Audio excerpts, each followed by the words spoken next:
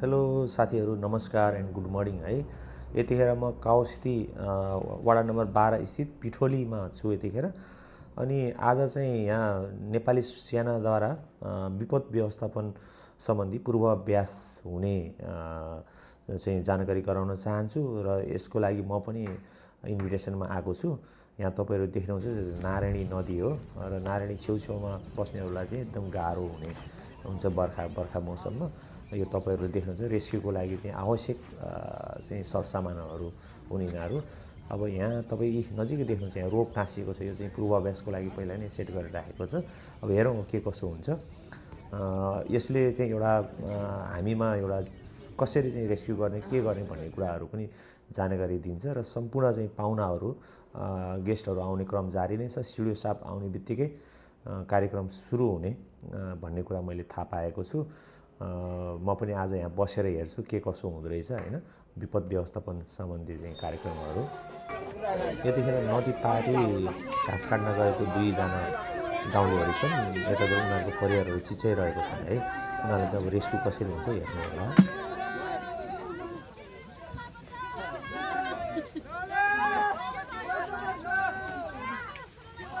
कावासोती नगरपालिका वडा नम्बर 12 र 13 Nepal red cross society Nawalparasi Pashupur जिल्लास्थित सरकारवाला गरिरहेका छन्। उनीहरूले फँसेका व्यक्तिहरूको सुरक्षाको लागि समेत लाइफ ज्याकेट साथमा लिएर गएका छन्। उल्लेखनीय नदीको प्रभावलाई चिरेर सिङ्गल रोपद्वारा फँसेका व्यक्तिहरूको उद्धार गर्न नदी पारी गइरहेका छन्। यसै अवस्थामा फँसेका व्यक्तिहरूको परिवारजन तथा आफन्तहरू आत्तिरहेका छन्। उनीहरूलाई नेपाल प्रहरीद्वारा सम्झाइ बुझाइ गरी धैर्यका साथ बसिदिनु अनुरोध गरिरहेका छन्। नेपाल प्रहरीको अनुरोधमा परिवारजनहरू धैर्यका साथ फँसेका व्यक्तिहरूलाई कुरेर बसिरहेका छन्।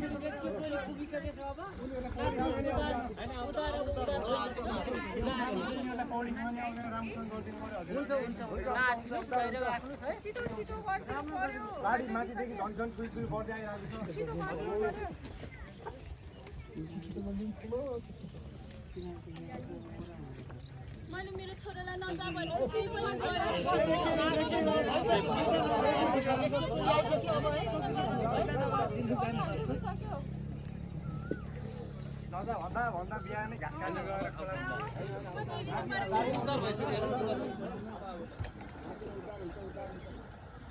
नेपाली सेनाका उद्धार टोलीहरू नदी पारी पुगिसकेको देख्न सकिन्छ।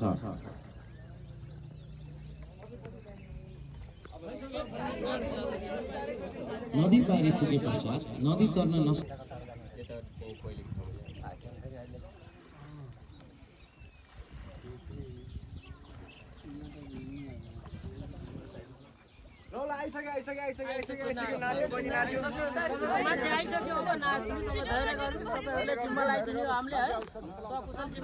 यो डेमो म हेरिरहेको छु है।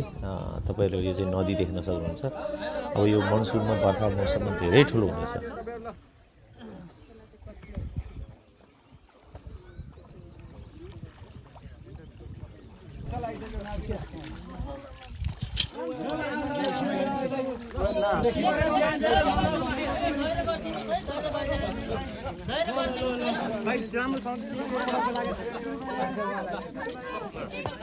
यति बेला उद्धार टोलीहरूले फँसेका व्यक्तिहरूलाई सकुशल नदी नआइरहेको अवस्थामा बाढीको प्रभाव 81 बढेपछि बगाएको देख्न सकिन्छ। बाढीको भयानक जोखिम देख्न साथ सजग स्थानीय नागरिकहरूले नेपाली सेनाको श्री नम्बर 2 वन तथा पर्यावरण सुरक्षा गणमा फोन मार्फत तुरुन्त जानकारी गराउँछन्। सूचना प्राप्त हुनसाथ उक्त गणमा 24 घण्टा स्ट्यान्डमा रहेको दक्ष उद्धार टोली विपद उद्धारमा आवश्यक सामग्री सहित तत्काल घटनास्थलतर्फ प्रस्थान गर्दछन्।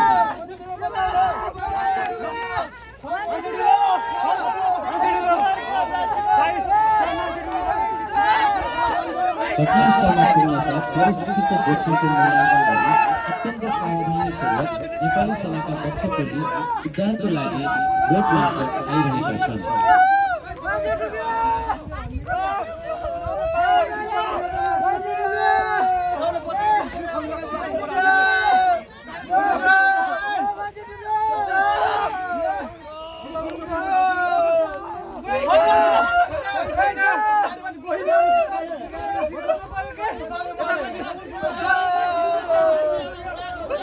यसै अवस्थामा दुवैका व्यक्तिहरूका परिवारजन तथा आफन्तहरूले आत्मीयको घटना सकिन्छ उनीहरूलाई नेपाल प्रहरीद्वारा सम्झाइ बुझाइ गरी धेरैका साथ बसिरहने अनुरोध गरिरहेका छन्।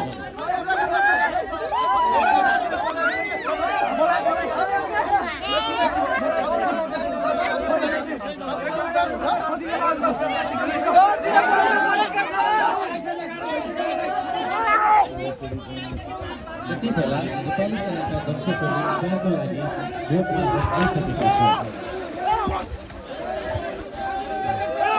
उच्च जोखिमका बीच हिँड्ने व्यक्तिहरूले करिब 20 मिटर नजिक पुगे नेपाली सेनाका स्विमर टोलीले स्विमिङ गरी ट्युब र रोपको सहायताले बोटसम्म सुरक्षित ल्याइरहेका छन्।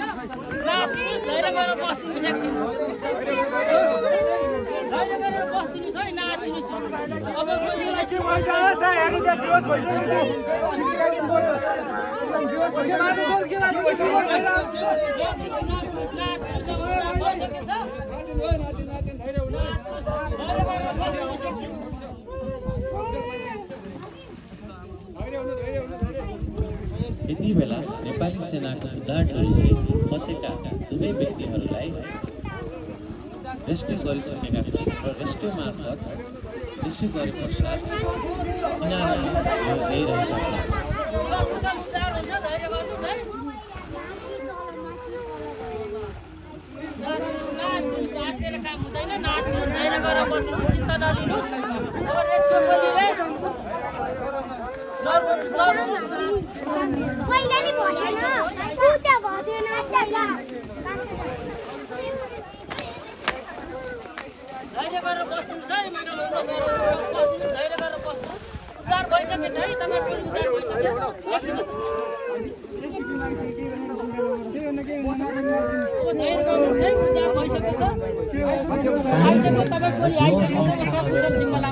व्यक्तिलाई पहिलो प्राथमिकता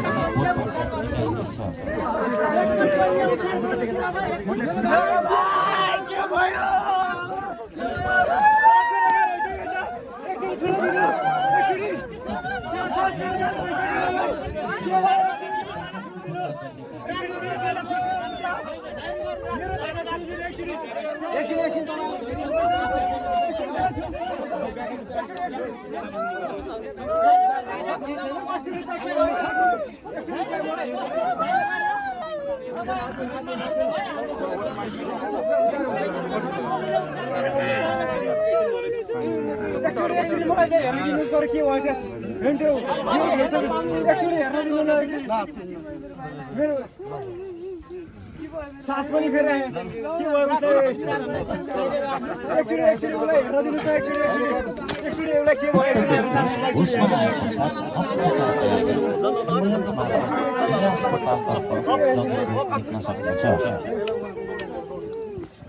नेपाली सेनाको तत्काल र सुरक्षित रेस्क्युका कारण ठूलो मानवीय क्षति हुनबाट जोगिएको छ।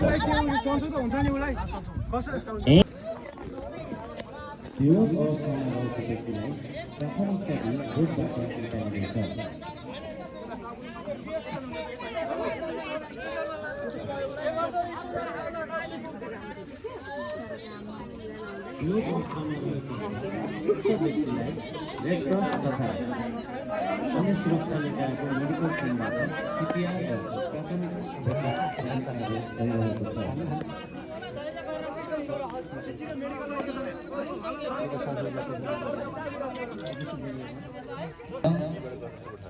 उद्योग वाणिज्य संघ अध्यक्षज्यू, नेपाल रेड क्रस जिल्ला शाखाका प्रमुख तथा प्रतिनिधिज्यूहरू,